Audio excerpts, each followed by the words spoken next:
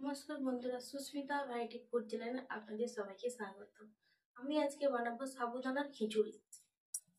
এই যে কাঁচা সাবুদানা, যারা শিবরাত্রিতে ব্রত করেন বা উপবাস করেন যেটাই বলে থাকেন তাদের জন্য এই রেসিপি। এবং যারা সাবুদানাকে ভিজিয়ে খান তারা একবার এই সাবুদানার খিচুড়ি বানিয়ে দেখুন, আপনাদের নিশ্চয়ই ভালো লাগবে। আর মহারাষ্ট্রের লোকেরা কেমন করে সাবুদানার খিচুড়ি বানায়, তো আপনাদের সেটাই আমি আজকে বানিয়ে দেখাবো। দেখে নিন কেমন করে সাবুদানার খিচুড়ি বানাতে হয়। এটা কাঁচা সাবুদানা, দেখে নিন কেমন করে বানাতে হয়। দেখুন বন্ধুরা, এটা কাঁচা সাবুদানা আপনাদের দেখানোর জন্য আমি রেখেছিলাম। এটা তো জল দিয়ে ভিজিয়ে রেখেছি, সেটাই আপনাদের আমি দেখাবো। এই যে আমি সাবুদানাকে 4-5 ঘন্টা ভিজিয়ে রেখে দিই আমি জল দিয়ে, যাতে সাবুদানাটা আরও ফুলে যায় জলে। ভালো করে 2-3 বার ধুয়ে জল দিয়ে ভিজে রেখেছিলাম 5 ঘন্টা। এবার আমি একটা ছাঁকনিতে ছেঁকে নেব, যাতে জলটা পুরো ঝরে যায়। এইভাবে একটা ছাঁকনি রেখে আমি ওই ছাঁকনির পর আমি সব সাবুদানাগুলো দিয়ে দেবো। 5 ঘন্টা ভিজিয়ে রেখেছিলাম বলে সাবুদানাটা ফুলে বড় বড় হয়ে গিয়েছে, সুন্দর হয়ে গেছে সাবুদানা। এবার বাকিরাও দেখে নিন কি দিয়ে বানাচ্ছি। সাবুদানাটা যত ফুলবে, এরকম খোলা খোলা হয়ে যাবে, তত সাবুদানার খিচুড়িটা ভালো বানাতে হয়। এবার একটু আমি আলু নিয়েছি, এতে বেশি কিছু লাগবে না। একটা আলু আমি এইভাবে পাতলা পাতলা করে টুকরো টুকরো করে কেটে নেব।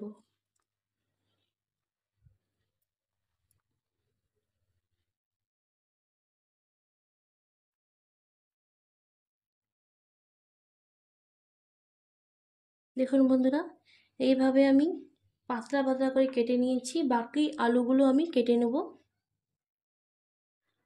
বাকি আলুগুলো আমার সব কাটা হয়ে গিয়েছে। আপনারা চাইলে এতে সিদ্ধ আলুও ব্যবহার করতে পারেন, কিন্তু কাঁচা আলু দিলে টেস্টটা আরও ভালো হবে। এবার আমি একটা ছোট হামাদিস্তা নিয়েছি, ওতে কিছু বাদাম আমি হামাদিস্তাতে ছেঁচে নেব।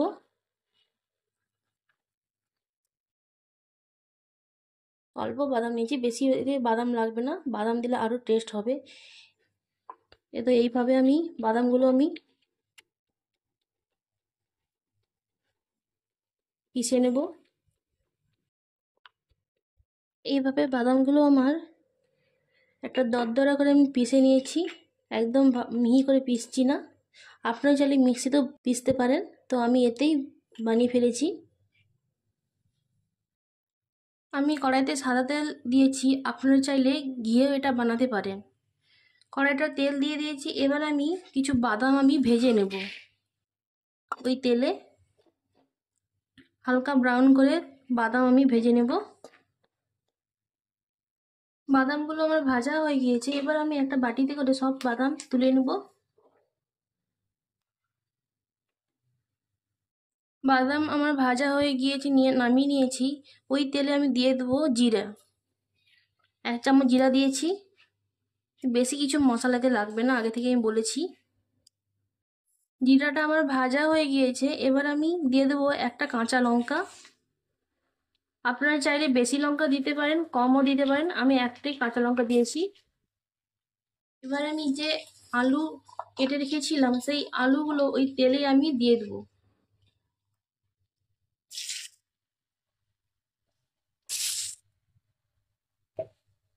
এবার একটু সামান্য আমি হলুদ গুঁড়ো দিয়ে দেবো।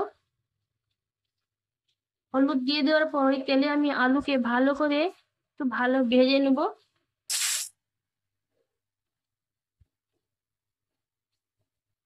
আমি একটা ঢাকনা দিয়ে ঢেকে দেবো আলুকে, যাতে আলুটা একটু তাড়াতাড়ি সিদ্ধ হয়ে যায়। আর এটা মনে রাখতে হবে, এটা কিন্তু গ্যাসটাকে কম করে বানাতে হবে। ঢাকনা আমি খুলে দিয়ে আলুটাকে একটু নেড়ে দেখবো। আলুটা অর্ধেকটা সিদ্ধ হয়ে গিয়েছে, এবার আমি বাকি জিনিসটা দিয়ে দেবো। আলু ভালো ভাজা ভাজা হয়ে গিয়েছে, এবার আমি যে সাবুদানাটা জলে ভিজিয়ে রেখেছিলাম সেই সাবুদানাটা দিয়ে দেবো। খুব সুন্দর দেখুন ফুলেছে, 5 ঘন্টা ভিজিয়ে রেখেছিলাম বলে।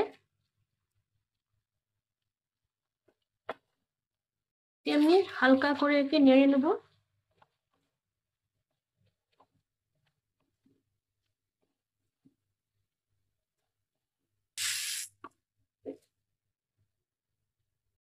এটা আমি ব্রত স্পেশাল বা উপবাস স্পেশাল বানাচ্ছি, তাই জন্য আমি এতে কালা নমক দেবো, যেটাকে সেন্ধা নমক বলে। আমি সাদা নুন দিব না। পরিমাণ মতো আমি কালো নমক দিয়ে দিয়েছি। এবার আমি লবণটা দেওয়ার পরে একটু নাড়িয়ে দেব। এইভাবে হালকা করে নাড়িয়ে নেওয়ার পরে আবার আমি একে ঢাকা দিয়ে দেবো 5 মিনিটের জন্য। এবার আমি ঢাকনাটা খুলে দেব। ঢাকনাটা খুলে এবার একটু নাড়িয়ে দেবো। এইভাবে ঢাকা দিয়ে দিয়ে গ্যাস কমিয়ে বানালে আরও টেস্ট ভালো হবে, নিচেও লেগে যাবে না।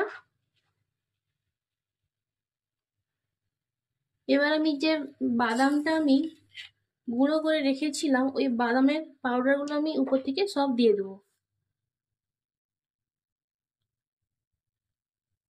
বাদামের গুঁড়ো দেওয়া হয়ে গেছে। এবার আমি একে ভালো করে মিশিয়ে নেব।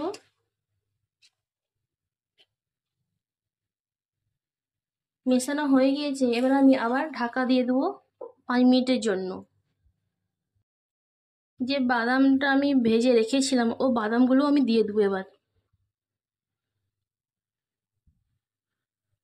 আমার দেওয়া হয়ে গেছে। এবার একটু আমি হালকা করে মিশিয়ে নেব।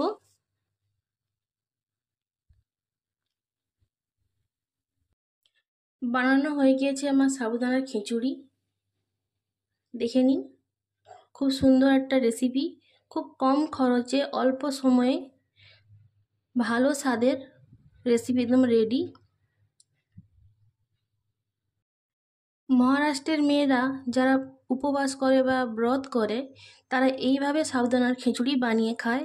তো আপনাদের আমি এইভাবে বানিয়ে দেখিয়েছি সাবুদানার খিচুড়ি।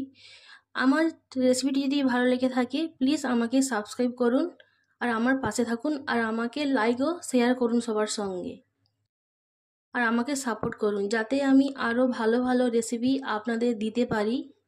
তার জন্য আমাকে প্লিজ সাবস্ক্রাইব করুন। ধন্যবাদ। এই রেসিপিটা শুধু শিবরাত্রি নয়, যে কোনো ব্রত করলে বা উপবাস করলে চাইলেই আপনারা বানিয়ে খেতে পারেন সাবুদানার খিচুড়ি। দেখা হচ্ছে বন্ধুরা পরের ভিডিওতে। ধন্যবাদ।